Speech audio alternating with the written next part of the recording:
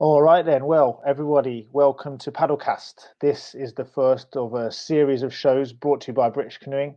Hope they're going to be really fun and cool, bit of inspiration and probably some fun things to think about during this crazy time.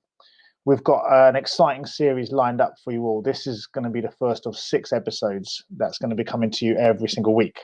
We're recording this first episode, but after next Thursday, the 7th of May, we're going to be going out live on British Canoeing's Facebook, on a Twitter and on YouTube channels at 7 p.m. So 7th of May, 7 p.m, we're going to be out live. So on our live episodes, what's going to happen is we're going to give British Canoeing members the opportunity to throw in their questions to our guests, and maybe they'll even kind of join us from their own living rooms, depending where you are and what you're up to. So we've got some we've got some great guests coming up over the next few weeks. We're going to talk a little bit about that later in the show. But for now, I'm really excited because we've got 2 cool guests with us tonight to kick things off with 2 cool people. These guys are really pushing the limits of our sport all across the globe. They're taking paddle sport to new places, to new locations, and really pushing what is possible in a boat. So I'm really excited to be joined by Sal Montgomery, who's somewhere here in Nottingham. I don't know quite where, and Bren Orton over there in Warrington. So thanks for coming on, guys. It seems particularly tricky to get hold of people despite the fact that they're locked in their houses at the minute. So I think it's really cool to spend the time to come in tonight. So I'm going to introduce Sal first. So Sal actually started paddling in the Scouts, like me, which is cool. We love Scouts. And Sal is a trained physio, but at the moment she's working for the NHS, which is really nice as well. I think great credit to you for that, Sally. So Sal started off in the GB freestyle team, and she did it until the age of 25. But then she started going into expedition. She did her first expedition to Nepal after one of the people who was supposed to go dropped out. And after that, she's paddled all over the world: Russia and Asia, South America, New Zealand, Europe, and Canada.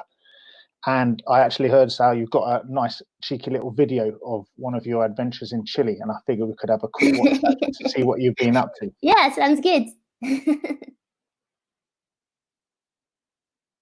So some of these rivers look real sweet. I've got to be honest with you. I kind of, well, you want to be there right now. Yeah, I've not done much of this sort of paddling. I'm a slalom paddler, but when I've had the chance, I just love hopping off things, just like you're doing there. Yeah, and Chile is an awesome place for it. This was actually from my first trip to Chile. So I was kind of learning the ways, working out what rivers to go to, at what levels and things. And to be honest, there's just so much over there. Like, I can't even describe how much there is over there and how varied it all is. So it definitely. What was that hanging onto your paddle just then? Was that? That was a hummingbird. Oh right! Wow. Yeah. And this is the Rio Claro, which is like one of the most special rivers over there. Yeah. Probably one of the highlights for my trip, actually. Is that kind of odd because it's like these sort of narrow little chutes and stuff? Yeah, and it's just basically clean waterfall after clean waterfall. So flat pool, into a drop, into another flat pool. And one section in particular has 22 clean waterfalls in a row. Oh, wow. So it's pretty spectacular. So you just hop off all of those 22 one at a time and... Yeah, they're all slightly different. Some are a bit harder than others and things. But generally they're all super clean and really fun. And you can just lap it all day long. It's awesome.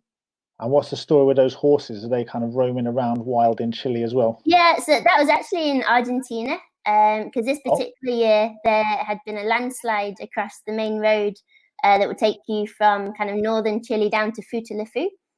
So we made the most of that situation and road tripped through Argentina to get down to Futaleufú. And yeah, the scenery was just spectacular. And as you could see, wild horses running around. The mountains, and we actually caught a couple of cool rivers along the way as well, which just made it even cooler trip, really. Oh yeah, man! It just looks just love all those sliding along and jumping off things. It just looks awesome. There's a bit of everything over there. You've got waterfalls, you've got steep creeks, and then you've got big volume. You've got Futaleufú, Baker, so just a bit of everything, really. But loads of world-class kayaking and mud. Yeah, oh my word! Turn it off, Mark. Turn it off. I spiders. can't be having no spiders. We'll get that. We don't want to scare people.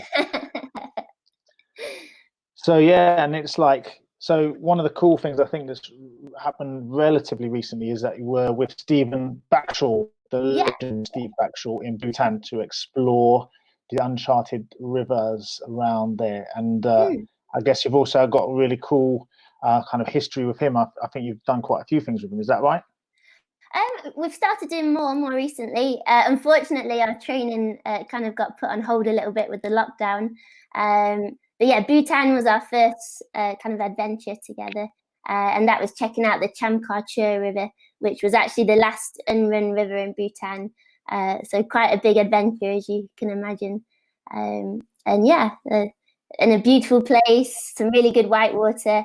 And then from then on, it's kind of just got the site going for more and some future plans. So yeah, watch this space. Yeah, man. Well, Steve Backshall, absolutely love the guy. I think he's an absolute gem. Yeah, and it's cool that you get to go legend. paddling with him, and like I guess it's super nice. Yeah. So I'm going to introduce now Bren, because I guess Bren is one of these people. If you've been around the canoeing scene, you'll have seen him around as well. He lives in Warrington, but he gets around quite a lot. He's started paddling really early on a trip into the Lake District I've got here, and I guess from there, man, you've gone on to do some of the most I say ridiculous in the kind of friendliest and most generous route, sense of the word, some of the craziest stuff I've seen on a river before. You know, you've kind of combined big river paddling and freestyle stuff together. And I guess that kind of comes from your background in those. Well, I guess did you start more in freestyle? Mate, I started same as I think a lot of people will. You know, you start out on the lake when you go to whitewater, and then people are trying to get you to try certain disciplines. And I remember I tried slalom, and I remember I quite enjoyed it until I saw someone go vertical for the first time, and I was like, that is what I want to do. That's what people want And to do, then right? yeah, and then I was like, I don't care about going fast. I just want to be vertical. And then from that, I got into freestyle, and then from going to all the freestyle events, normally there's like off days in between, so you could either stay and rest with a freestyle comp, or you could go out and you can go creeking and river running in between. So I ended up doing that in America, and I remember my first time in a creek boat, I just fell in love with it. I was like, this is magic. And so, like, I guess, you know, it seems to me, you know, some of the things you've done, I guess, can we have a watch of your, like, show reel as well? We may as well get that. Yeah, on. mate, of It course. seems to be quite, you know, some quite remarkable stuff that you've done in terms of combining, you know, doing freestyle stuff that in some incredible places. And I guess do you consider yourself to be kind of an innovator in this area? Yeah, I mean, it's hard, you know, because you know there's been so many good kayakers from all sorts of generations, and but yeah, like the new school side of things, we're calling it Freeride, you know, and it's sort of like, you know, it's doing tricks and stuff down rivers that people would normally be in creek boats and would be gripped in, you know, and I'm really enjoying it, mate. I think that's my favorite type of kayaking at the moment, is using one kayak to sort of do it all and to just blend all the different styles and types of kayaking together. Yeah, I mean, just watching this video here just looks like it looks like wicked fun, but slightly terrifying. I mean, that's cool. I need to kickflip is one of my sort of skills I need to sort of develop at some point. I'm really like, oh man, I need to learn how to do that. I've had a few moments, a few flirtations with it, but you've obviously got it pretty locked down. Yeah, dude, I've been loving seeing you get in a freestyle kayak. It's been cool to see. Really cool to see, mate, when I go down the park.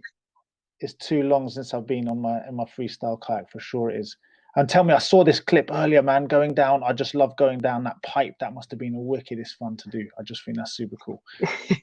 Yeah, dude, the tunnel drop in Norway is pretty wild. It's one of those. It's like a really unique piece of whitewater, and it's pretty chill. It doesn't take that much skill. You just want to keep the kayak underneath you and ride over all those bumps. But if you do flip, it's pretty mean. Oh yeah, so it's definitely a sort of don't mess it up sort of thing. Yeah, I mean, you'd be all right, but you definitely bump your head. Yeah, man. So I'm just looking at it. I'm terrible. When I see moving images, I have to stop speaking. Otherwise, I kind of get distracted. You're all good, mate. You're all good.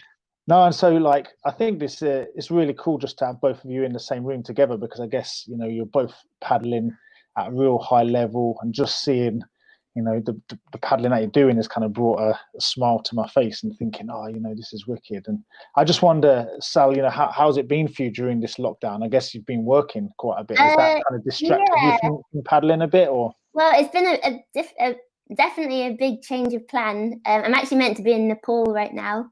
And then when I got back, I was pretty much straight onto another trip and kind of a busy summer. But obviously all of that kind of got cancelled overnight. And I headed back to Nottingham to go back to help in the NHS like I used to do before. So it's all a very different kind of lifestyle to what I'd expected for this time of year. But just trying to make the most of it, really, like training before and after work, ready for when we can get back on the water again. So when you say training, what do you mean? In the mornings before work, I'm getting up at 4:45. To fit in a run. And then at work, we've been doing some little workouts at work, but they're pretty short. And then afterwards, doing more like a strength and conditioning kind of like exercise routine. No way. So what sort of work, just because I naturally want to know, what sort of work you're doing at the moment in the NHS? Is it? Well, I don't do a huge amount of respiratory physio. I haven't done for quite a long time. Obviously, with all my traveling and things, it's something that I've kind of not prioritized. So I am seeing a lot of orthopedic patients. So people that have perhaps had to, like, at the moment, we've had a lot of kind of elderly people falling over and breaking hips and stuff. So I've been kind of helping to get them back on their feet, which in turn frees up some of the other physios that are more specialized in respiratory, so they can go and help with the more sick patients, basically. Wow. Obviously, there's quite a high demand for physios in ITU at the moment. So the more physios we can free up on the ward to send up to ITU, the better, really. Well, I don't think anyone will be disagreeing with me if I say thank you very much, because I guess we know that there's a massive team effort going on out there, and I suppose this crisis has kind of shown what's important and how much we rely on each other, and actually, like you're saying, how even in the physio you'd say, what does a physio do in COVID-19? But actually, you're really helping there. So yeah, that's super cool. Oh, thank you. And so has it been difficult to train? Have you found it like sort of hard, you know, has it been therapeutic, or? I think it's actually been pretty essential. Work is definitely, like, working at the hospital is different to usual at the moment, obviously. I'd say people are dealing with it quite well, but obviously, as expected, people are scared, they're stressed, they're working hard, they're maybe working loads of extra hours. So it's actually really nice to kind of release all of that and just kind of switch off from it all, and exercise, just take your mind off it all. But also knowing that you're using this time. So obviously, like a lot of kayakers right now, I was pretty disappointed when kind of plans got cancelled and things. But it kind of makes me feel better knowing that at least in this time I can be working towards some other goals, ready for when we can get out and kind of take up some of these adventures kind of in the future. And obviously I was very disappointed to start with, but then working at the hospital kind of like puts things in perspective, and you realize actually like there's a lot worse things going off right now. So yeah. And Bren, what was it like for you, mate, when you kind of realized that this wasn't going to work, this year just wasn't going to work out the way that you were hoping it to? I mean, same as everyone else, mate. It's frustrating, but I mean, it is what it is, unfortunately. But yeah, it was just a mess, mate. Because like one of my big things has been, we used to do things a few years ago a bit more off the cuff, you know, like plans would just sort of happen. And with all that, you'd always be dealing with stuff last minute, and you sort of have to with this side of the sport, because you're always chasing the best water levels. Yeah. But the last like 18 months, we've been trying to get more organized. We're trying to line up bigger film projects and all of that stuff. And so I had like a bunch of things in the pipe works for the next 6 months at least. And then since it's been cancelled, it's just been dealing with all the rubbish side of that. Like I call it adulting. You know, but, you know, it's the side of life that I hate, you know, like cancel plans, like postpone plans, cut budgets, you know, like got to get your money back for your flights and all that stuff. But I think as rubbish as it is, I would say that I feel like most of the world are handling it pretty well. You know, like I'm genuinely I'm really, really impressed, especially in England, with the outlook of it from, you know, 99% of people, of like, this is not the ideal situation for me, but I'm going to do it to help out other people. I think that's a really nice thing to see. Yeah, it certainly seems to have, like, I don't know, I think that I guess people have seen a different feeling, you know, and a different connection with each other, and, you know, just even doing things like this is quite different, you know. So I've known both of you for quite a while, actually, and this is one of the probably longest chats we'll get to have, and so it's lovely.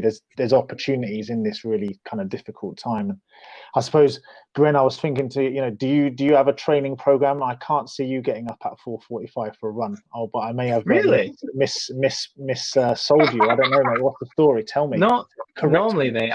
I mean, the stereotype is always like, you know, like lazy freestyle person or whatever, you know, like coming from. I wouldn't say that. No, man, I wouldn't say that. I was just saying okay. 4:45 in the morning. That is some different. That's a different thing. Nah, mate, I'm more like 4:42, right? No, I mean, I'll get up early if I have to. I normally get up at like 7:30, 8, but I'll get up early if I have to. And yeah, I mean, normally my normal routine is get up, smash out some editing on my computer, and then go kayaking, and then come home and train, do some more editing, and then go to bed. And that's basically my routine now, just without the kayaking. So as soon as I get done with my editing. Yeah, editing, and then I go hang the gymnastic rings up and do. I've been training like 6 times a week, although I felt rubbish the last 2 days, so I haven't been. But I've been doing like push, pull, legs, and then normally a rest day, and then push, pull, legs again. And been trying to go running more, which is something I hate doing. I hate long distance running, but I've been making myself do it. It's all right to hate running if you're a kayaker or a canoeist. I think it's not quite right. I like running. Yeah.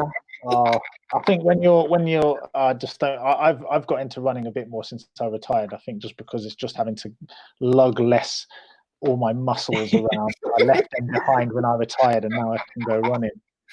So, Brenda, you take that sort of strengthening quite seriously. I mean, some of the stuff you're running, you know, you're going to get an absolute kick in. You've got to be well put together for that, right? And that is that sort of the strength side of it. Is it for performance, or is it for kind of resilience and toughness sort of thing? Sort of for it all, you know. Like I want to be, you know, on one side of things, I want to be as explosive and powerful as I can be, you know, like a gymnast or something, or you know, even a slalom racer, you know, just like when I take a stroke and I do a movement in my kayak, I just want it to be like really powerful. And then, yeah, you know, like taking the impacts off big waterfalls. You look at the lads that take hits, like in rugby or American football, and they're all big, strong lads, you know. So that side of things, I'm trying to put on a bit of mass to hold me together. And then the other side of things is just safety. You know, like when I started running harder white water, the crew I was with, they pulled me out of a couple of situations and got me safely off the water just by being strong, athletic people that moved quickly. Oh, I see. Okay, yeah. There's one video I remember watching you, and it looked like you were going to kind of go off that sort of thing, and they kind of pulled you out. And I remember watching that, thinking that was really, really horrible. And it's interesting that you make that link. I would never have kind of seen that sort of athleticism as being a sort of safety kind of issue.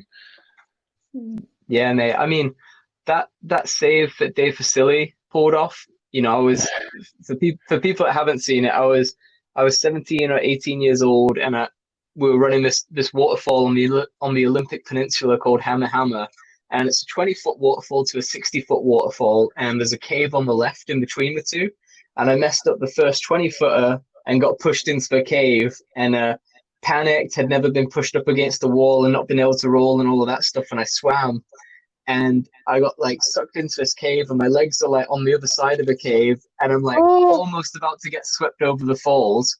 And Dave manages to like climb out of his kayak, balance on this rock ledge, this tiny slippery rock ledge, throw his throw rope like 30 feet across the river and reel me in before I went off the lip. And I genuinely, like a less athletic person, I don't think they could have done it.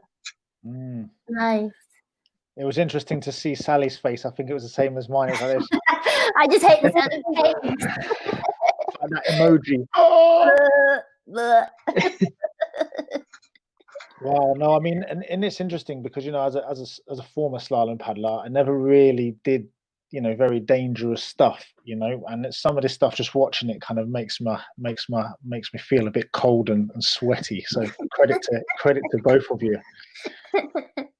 And so I was kind of thinking as well, it'd be interesting, you know, because I guess right now people are thinking to themselves, you know, the days are kind of getting weird, right? You know, people are, you know, like you say, Bren, you're just editing, doing some stuff and then editing some more, and people are on their computers all day, or Sal's doing her work and then coming and running, you know, kind of days are kind of the routine. But are you kind of, do you find yourself daydreaming about, you know, paddling going forward or paddling going back, and where does your mind take you? Oh mate, I'm always plotting the next thing. So yes, same old situation as always. You know, like I'm always looking up rivers I want to go down, waterfalls I want to drop, and then video projects I want to make happen. So been nice to have the time of that. But I think it's funny how it like sort of comes in waves. You know, like a couple of days a week, I'm like, yeah, all this time I'll get all this done, and you know, I'm quite productive, and then that feeling goes. You know, then I'm just like, oh, I can't wait to get back on the water. Yeah. And what about you, Sal? Do you do a bit of daydreaming? Is that kind of good medicine for you? Yeah, I don't know about you, Bren, but like maybe it's more so with like the endurance training and things. Like I use like my motivation for training is kayaking. Like Bren said, there's loads of reasons you do off the water training for your kayaking, but for most of us, that's the reason we're doing it. So I kind of fantasize about future paddling a lot, and that helps me to kind of push harder with my training because it's got like a purpose to it. But yeah, I've definitely been putting some thought into where's next when we might eventually kind of get out of these restrictions and we're able to travel again and things, and kind of weighing up options and possibilities. But it's kind of hard because obviously we don't know exactly what's going to happen and when. But I think if you can start to at least loosely plan in your head where you might go at this point in the year, then it's awesome to have things to look forward to and things to start planning and putting the research into, and just kind of getting the drive going again. Are you having like conversations with people? Are you like chatting on Facebook or whatever, speaking to people, going, oh, you know, what about this, what about that? Or is it kind of, because sometimes it's a bit cruel to, you know, to kind of just dream and not actually do anything about it, you know? A bit of a mixture. I would say I do a lot of I can be a bit antisocial sometimes, and I do quite a bit of planning myself. I like to kind of research and look into things and get maybe a little bit obsessed with stuff, and then perhaps start to kind of share the idea with a few friends. But then there's equally some like joint projects that we did have in the pipeline, which obviously now we're unsure whether we'll be able to reschedule or have to cancel altogether. But we're like frequently in talks about those and just kind of waiting to see what happens, and then kind of plan as able when we get a bit more information. But yeah, the trips are always on the mind and always kind of what we're working towards. So you're a bit of a planning junkie then. So, go on, Brent. No, sorry, mate. I mean, one thing I was going to say, mate, is like, it's the same for you, right? When you were racing in the Olympics, all the visualization. Yeah. You know, like that's so important and it works. And I think for myself as a kid, I was always just daydreaming. You know, it didn't matter what I was doing, but my mind would just naturally wander to going kayaking with my friends. And it still does that. I'm just trying to be a bit more specific of where it wanders to. But I genuinely, I think that stuff is so useful that, like, even if you can't go kayaking, just daydreaming about it, visualizing, whatever you want to call it, just thinking about it, I think helps so much when you do get to go back in the kayak. Just something I've done when I've been injured enough for water before. I think there's a massive difference between sitting on the couch and not thinking about kayaking to sitting on the couch and thinking about kayaking. I think it helps so much. Yeah, it can feel like a kind of productive thing. I guess there's no kind of painful thinking about things, and is actually thinking about things kind of proactively when you think actually.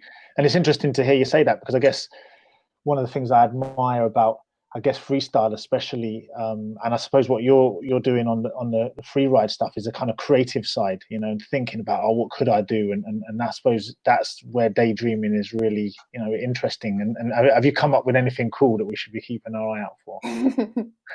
No, there's a lot of stuff I want to try. The next couple of video projects I get to do, if I manage to get out to the places I want to do them in, I think will be quite special. So I'm excited, mate. So do you come out from a sort of video project style? Do you kind of have do you have a quite strong images about what you want to do or what you want to see, and then you kind of come back to it and figure out where you can do those things? Or is it a totally chicken and egg, like, you know, like, I don't know, like a band figuring out a new tune or something? It's got to be kind of round. Yeah, I mean, it comes through all sorts of stuff, you know, like sometimes I'll see like a waterfall or a rapid and I'll be like, ooh, you know, like you could do that, and then you could do that, and then you could do that. Or I'll see a movement in another sport and be like, oh, you know, like that. Okay. That's how that works. You know, maybe I'll try and take that to my kayaking, or I'll watch another kayaker do something. I'll be like, oh. And what sports do you do, out of interest? What sports do you kind of watch that you can kind of draw that inspiration from? Because that's really fascinating, because I think that's the sort of movement, isn't it? How you use your body and how you kind of interpret the energy that's in the water, I guess. Is so totally, mate. I think for myself, the sports I enjoy most watching, just for the rotations, are BMX and surfing. Like the new school side of surfing, what they're doing with the aerial tricks off the lip, it's stunning. It's so impressive, and it's cool because you can see how they engage the rail and carve up the wave, and the BMX stuff. It's just mind blowing to watch how they don't even, with a lot of things, it's so important to spot your landing. But if you look at he's not a BMXer, he rides a mountain bike. But if you look what Nikolai Rogatkin is doing, he's rotating so fast. There's no way you can see his landing. You know, he's just going off the lip, hooking as hard as he can, waiting until he counts 3 spins in the air, and then slowing down to the 4th one to land it. It's some of the craziest stuff I've ever seen. And what about you, Sal? Where do you draw your inspiration from for your paddling? Do you look at it and adventurous? Do you look at like places and countries, or is it how does that come to you? It's really variable, really.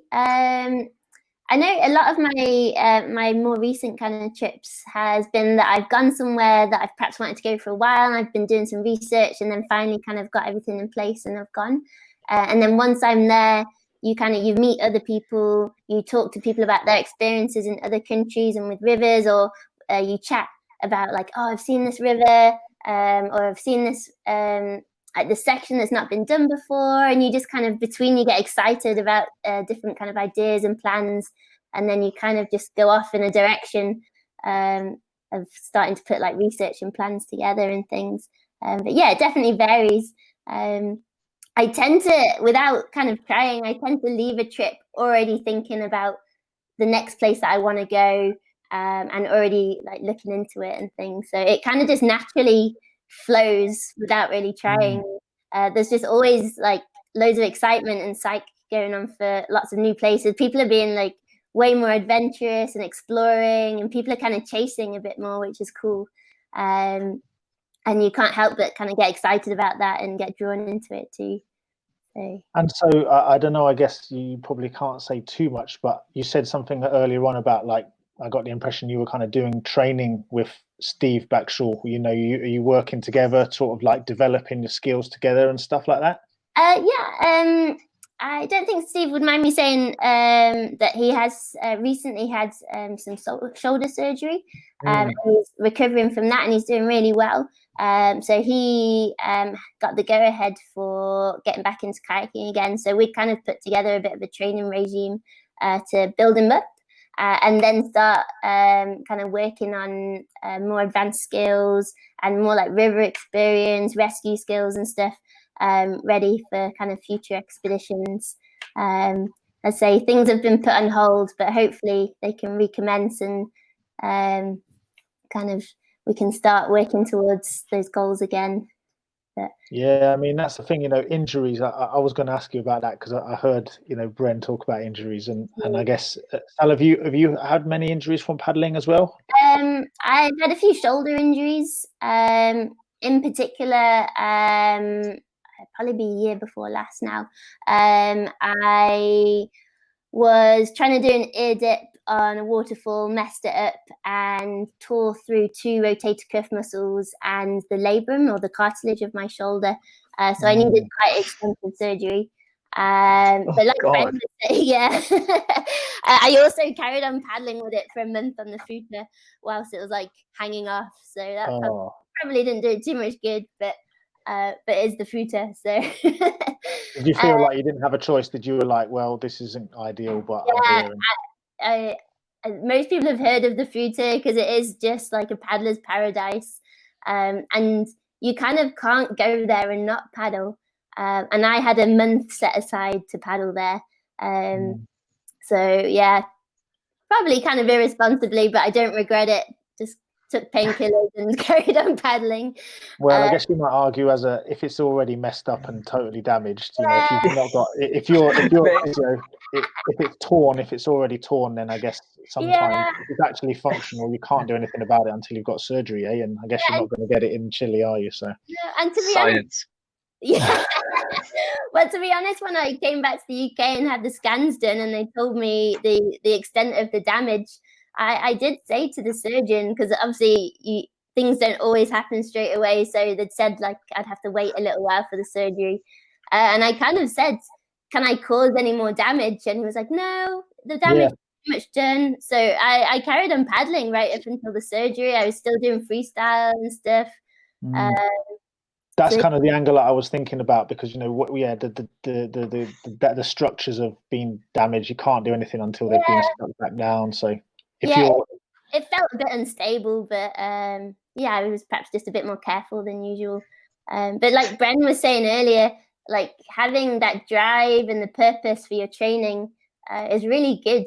Because after the surgery, it would have been quite easy, I think, to kind of feel sorry for myself and feel like super far away from where I had been previously or where I wanted to be with my paddling. But because I had an expedition coming up and a really tight time frame of being ready for it, it just gave me like really structured focus, right? Yeah, and that was everything. Those few weeks, nothing else mattered. It was just about training and being ready in time to get on that plane. And that was really good for me, I think, because I didn't even really have time to feel sorry for myself because I had a job to do and not much time to do it. So I think it's pretty healthy to have like lots of focused goals and something to work towards, and just like looking forward to something too. Like, and as you're a physio, you're kind of well positioned to, you know, one of the things about being injured, I guess, is that you have an uncertainty and you don't really know what you're doing. And then I guess you can kind of have a little bit of help because you know about this. You can make yourself feel a little bit better because you have a little bit better understanding of the processes involved. Yeah, unless you know, like sometimes you can know that it's bad. yeah, fair enough. I'm a pretty bad patient. I always appreciate the healthcare professionals, you know, doctors, nurses, physios, whatever, when they understand like how athletes are, you know, and they're like, in an ideal world, you would do nothing for 6 weeks. However, you could get back in a kayak after 3 weeks and you'd probably be okay. Yeah. But you want to give it at least 2 weeks. I really appreciate that. You know, then you know where you stand. I had the best physio as well, because he'd be like, okay, so you should probably start like doing gentle movement at this point, and then at this point maybe you could start lifting things the weight of a tin of beans, and then knowing me and what I'm kind of interested in, he's like, okay, maybe at this point you could start doing waterfalls, but let's see how we go.